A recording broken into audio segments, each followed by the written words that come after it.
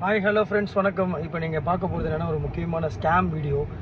இன்றைக்கி வந்து பார்த்தீங்கன்னா ஒரு 10 நாளாகவே வந்து நம்ம சென்னையில் வந்து pet lovers and pet business பண்ணுற எல்லாருக்குமே வந்து ஒரு மாதிரி ஃபேக் கால்ஸ் வருது. எப்படின்னு கேட்டிங்கன்னா, எங்ககிட்ட வந்து கம்மி ரேட்டில் பப்பீஸ் இருக்குது அப்படின்னு சொல்லிட்டு ஒரு 10 டேஸ் முன்னாடி பார்த்தீங்கன்னா நம்ம சென்னையில் தாம்பரம் பக்கத்தில் ஒருத்தருக்கு வந்து பார்த்தீங்கன்னா கால் பண்ணி இது மாதிரி, அதாவது எப்படின்னா ஃபேஸ்புக்கில் ஆட் போடுறாங்க. அந்த ஆடை பார்த்து அவர் கால் பண்ணி என்ன ரேட்டுன்னு கேட்குறாரு. பெஸ்ட் ப்ரைஸ்க்கு பண்ணி தரேன் வாங்கன்னு சொல்லிட்டு கம்மியான ரேட் சொல்லி கூப்பிட்றாங்க. கூப்பிடும்போது இவரும் போய் அந்த நேரில் அந்த ஸ்பாட்டில் போய் நாய்க்குட்டிங்களை பார்க்குறாரு.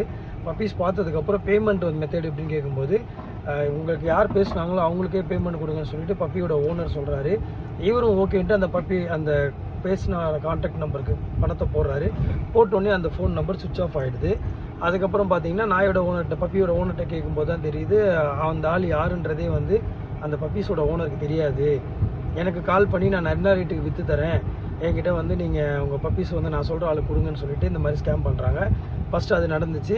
இப்போ எஸ்டர்டே பார்த்தீங்கன்னா வீடியோ கால் மூலயமா ஒரு ஸ்கேம் நடந்திருக்கு. அது எப்படின்னு கேட்டிங்கன்னா, ஒரு கஸ்டமருக்கு வந்து வீடியோ காலில் பப்பியை காட்டுறேன்னு சொல்லிட்டு பப்பி வச்சுருக்கவங்களுக்கு கால் பண்ணி பப்பியை வந்து வீடியோ காலில் காட்ட சொல்லி கேட்குறாங்க. வீடியோ கால் காட்டும்போது அப்படியே வந்து அடிஷ்னலாக இன்னொரு வீடியோ கால் அதில் வந்து கனெக்ட் ஆகுது. கனெக்ட் ஆகும்போது அந்த கஸ்டமர் வந்து அதில் பார்க்குறாங்க. பார்த்தோடனே அந்த வீடியோ கால் பண்ண கஸ்டமர் அந்த ஆள்கிட்ட வந்து அந்த கஸ்டமர் வந்து பணத்தை அட்வான்ஸ் கொடுத்துட்றாங்க. கொடுத்தோடனே காலை கட் பண்ணிவிட்டு சுவிட்ச் ஆஃப் பண்ணிடுறாங்க. அட்வான்ஸ் அவன் வாங்கிடுறான். வாங்கினதுக்கப்புறம் அந்த வீடியோ கால் கரண்டதை வச்சு அந்த கஸ்டமர் வந்து இந்த நம்பருக்கு அந்த பப்பி வச்சுருக்க ஒரு கால் பண்ணி கேட்குறாங்க என்ன ஆச்சு அப்படின்ட்டு.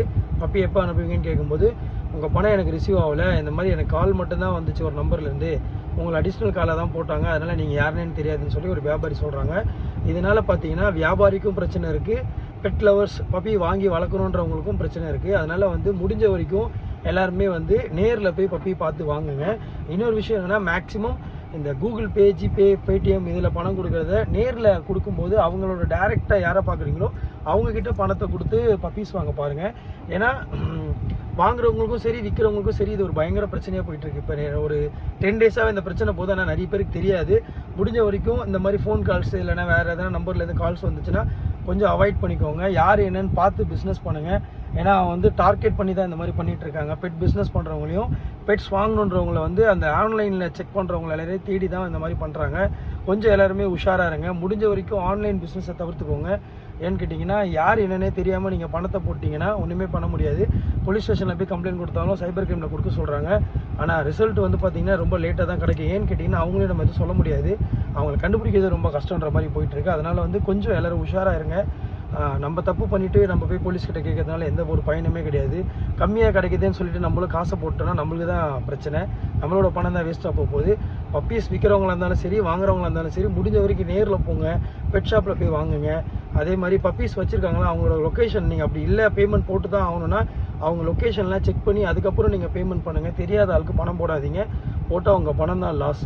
அதுக்காக தான் இந்த வீடியோ நான் போடுறேன். கொஞ்சம் எல்லாருக்குமே இந்த வீடியோ ஷேர் பண்ணுங்கள். தேங்க்யூ.